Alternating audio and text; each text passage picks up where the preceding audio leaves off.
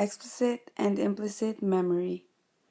Starting off with the explicit memory, this is the memory that develops when a person is exposed to, attends, and tries to remember information. Next is the implicit memory. These are the things that a person did not try to remember. For example, explicit memory has two kinds, so we're starting off with the episodic memory, such as birthdays, your cousin's wedding, childhood memories, and even your first day in college. It provides us with a crucial record of our personal experiences or any past event in which we played a part. Next is semantic memory. It accounts for our textbook learning or general knowledge about the world. It's what enables us to say without knowing exactly when and where a person learned something, such as the grass is green, knowing how to use the phone, and even recognizing color. An example of implicit memory includes knowing the lyrics to a song, knowing how to ride a bicycle, and even knowing how to use a product. Pre-attentive effects. It is the learning that occurs without attention. Knowing the Finally Ariel song, with its effective marketing, consumers somehow memorized the song. Mere exposure effect leads to consumers to prefer a stimulus to which they've previously been exposed to, shows that repetition of an experience increases liking and preference for that experience. Most consumers are exposed to Coca-Cola's logo, which could be a possibility on why this product serves as their first choice. Also, their slogan is kind of catchy. Product placement. Products that have been placed conspicuously in movies, televisions, shows, music, or even video games, such as Subway in this Korean drama, Gatorade in this video game, and Red Bull in this movie. Involuntary attention. Attention that is beyond the conscious control of a consumer. An ad in a magazine which does not even have a connection to you but it still caught your attention, maybe because of the color, or maybe it's on what's trending right now. Or an opening of a new store because of its all loudspeakers, colorful balloons, or just that big now open sign. This can get your attention involuntarily. Orientation reflex. Natural reflex that occurs as a response to something threatening. Consumers tend to avoid products or companies which are known with having a common and negative feedback, and knowing that it is threatening for them, the reflex will activate and let them know that it is not safe. Factors that can get your attention. First one is the intensity of a stimuli. Larger stimuli are more likely to be noticed than smaller ones. Therefore, a full-page advertisement is more likely to be noticed than a half-page advertisement. This is also related to the size of the stimuli. Next is contrast. An example would be using color to draw attention to an element of your product. A simple rule is to look for the dominant hue of your product and pick its contrasting color for your call to attention. Movement. When something moves, we pay close attention to it. Like how they show ads in Times Square.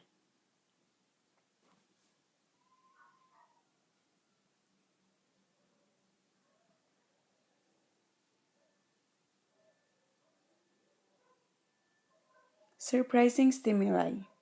It is a stimuli that is surprising to the consumers and are more likely to process stimuli when it is surprising, such as how Tropicana suddenly changed its packaging, or getting free items inside of a product you bought.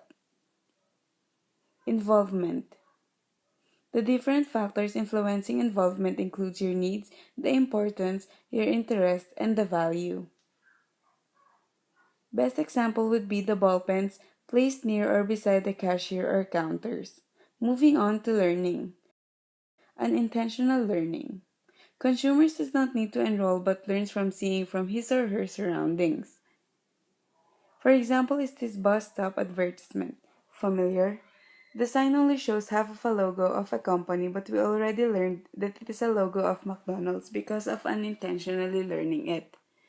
Intentional learning. Consumers set out to specifically learn information developed to a certain subject. Asking a friend where she bought her bag is an example of intentional learning. Behavioral approach to learning. Theory of learning that focuses on changes in behavior due to association without great concern for the cognitive mechanics of the learning process. Information processing perspective. Approach that focuses on changes in thought and knowledge and how these precipitate behavioral changes. Classical conditioning. Change in behavior that occurs simply through associating stimulus with another stimulus that naturally causes some reactions, also a type of unintentional learning. The goal of the advertisement media is to make the consumers associate certain things they see to the feeling to these things proportionate to them. Unconditioned stimuli. Stimulus with which a behavioral response is already associated. For example would be this Coca-Cola commercial. Heat and dehydration can make us become thirsty. The thirst is the unconditioned stimuli. This results us for the brain and we feel thirsty just by seeing a big poster of Coke, without actually experiencing any of the said physical factors. Conditioned stimuli. Object or event does not cause the desired response naturally, but that can be conditioned to do by pairing with unconditioned stimulus. For example, a hotel concierge begins to respond every time he hears the ringing of the bell, because the bell has become associated with the sight of customers needing assistance.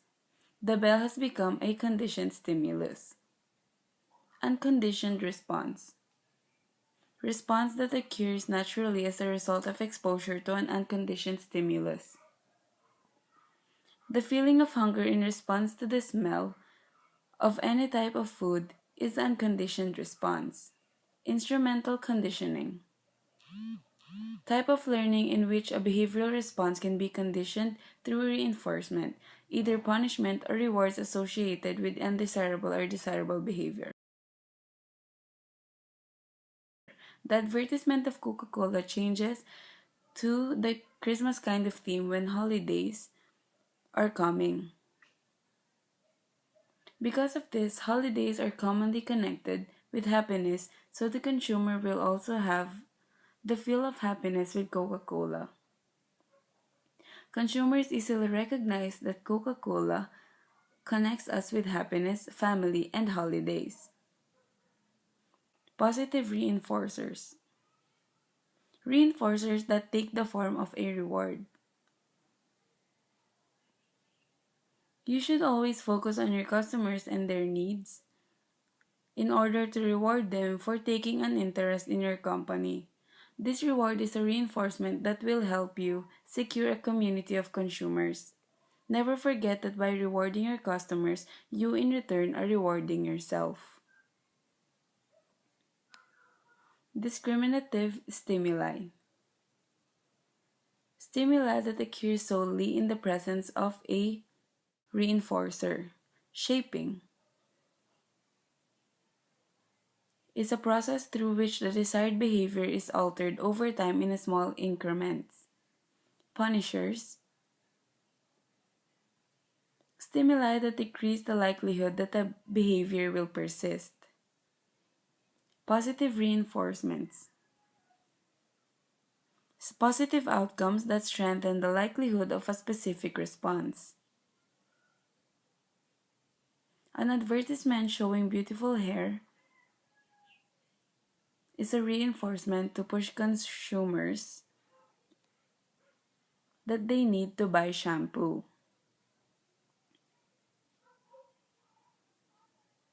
Negative reinforcements. unpleasant or negative outcomes that serve to encourage a specific behavior. As for the negative reinforcement, here are the advertisements showing a negative or bad side as a reinforcement to buy anti-aging creams or skin creams. Extinction, process through which behavior ceases because of lack of reinforcement.